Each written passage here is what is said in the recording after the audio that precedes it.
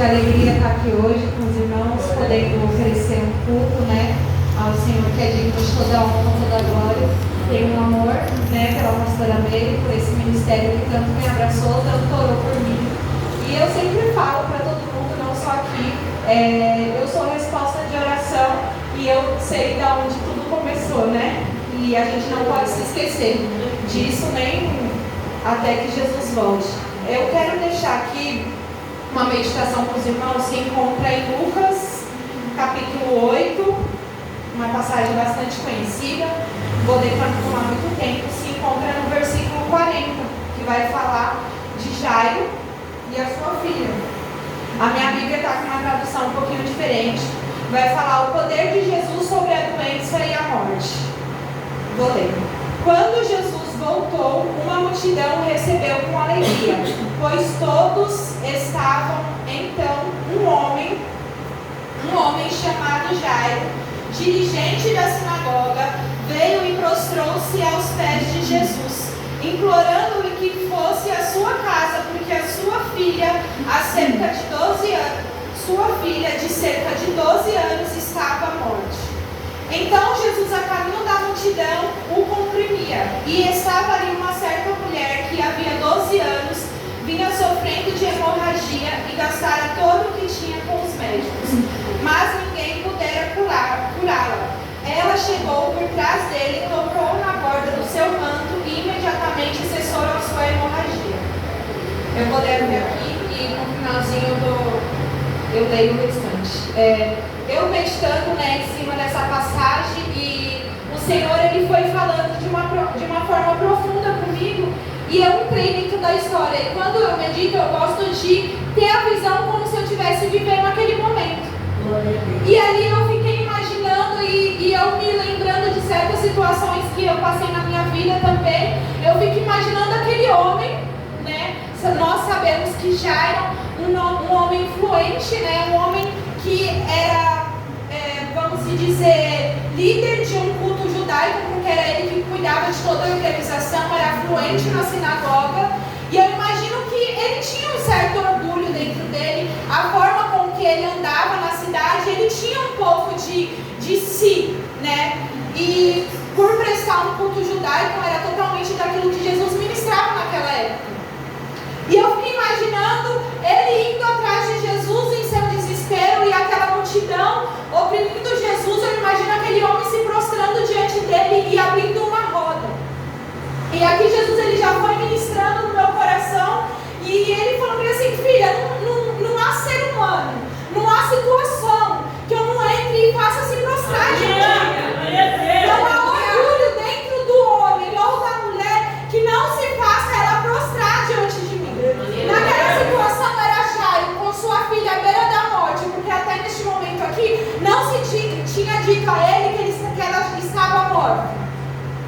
E ali Jairo prostrado diante de Jesus, clamando a ele para que ele fosse até a sua casa. De repente uma mulher o toca.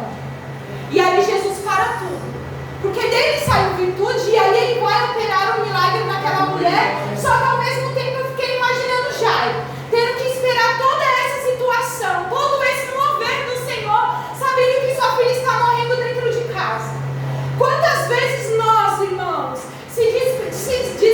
desesperamos diante de uma situação que nós estamos vivendo, quando na verdade nós nem sabemos que o do nosso irmão está pior que a nossa. Ou então muitas das vezes nós estamos ali esperando Jesus operar o nosso milagre, mas Jesus fala: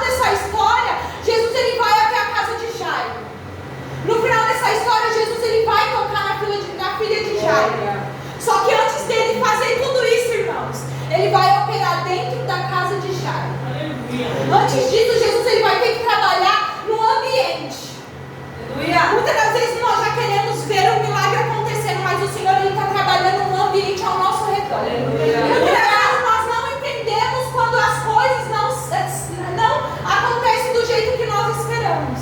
Muitas das vezes nós não entendemos quando Jesus afasta as pessoas ao nosso redor e nós nos deparamos sozinhos. Então eu imagino Jairo sem entender.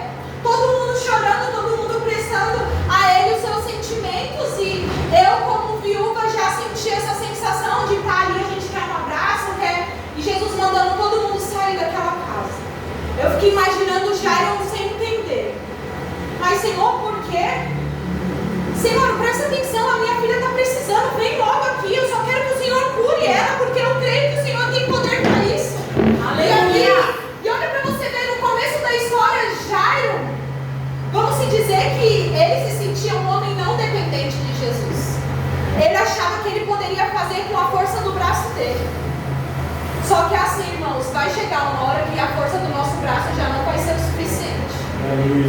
O nosso ego já não vai ser o suficiente. O nosso orgulho já não vai ser o suficiente. As nossas palavras não vai ser o suficiente. Vai ser necessário se prostrar. Vai ser necessário se humilhar. Vai ser necessário colocar o rosto no pó para receber a resposta do Senhor. E eu falei isso com propriedade, porque se os irmãos estão me vendo aqui hoje foi porque um dia eu precisei me prostrar e esse ministério me acompanhou grande parte nessa trajetória.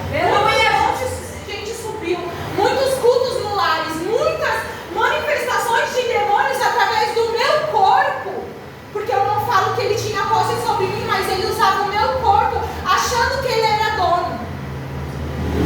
E eu achando que estava tudo bem comigo.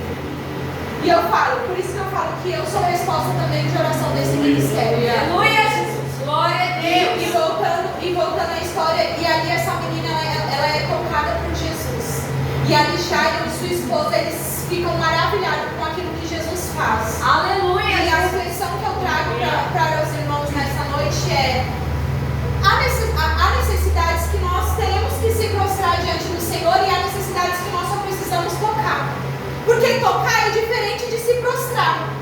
Aquela mulher, ela se prostrou, mas ela precisou tocar em Jesus. Aleluia. Jairo não, Jairo precisou colocar o rosto no pó. Aleluia. Muitas das vezes nós vamos tocar o Senhor com a forma que nós se rasgamos os nossos corações. Muitas das vezes nós vamos precisar tirar algo que está dentro de nós. Jairo teve que tirar o orgulho de dentro dele. Para poder alcançar o milagre. Aquela mulher não, ela precisou tocar em Jesus para ser curada. Que nessa noite você não pense só que, não, eu vou só tocar. Jesus, eu quero te tocar, eu quero me humilhar, eu quero me prostrar diante de ti, porque eu sei da necessidade. Cada um sabe da necessidade. Por isso que os irmãos estão aqui diante da presença do Senhor. Mas que os irmãos não se esqueçam.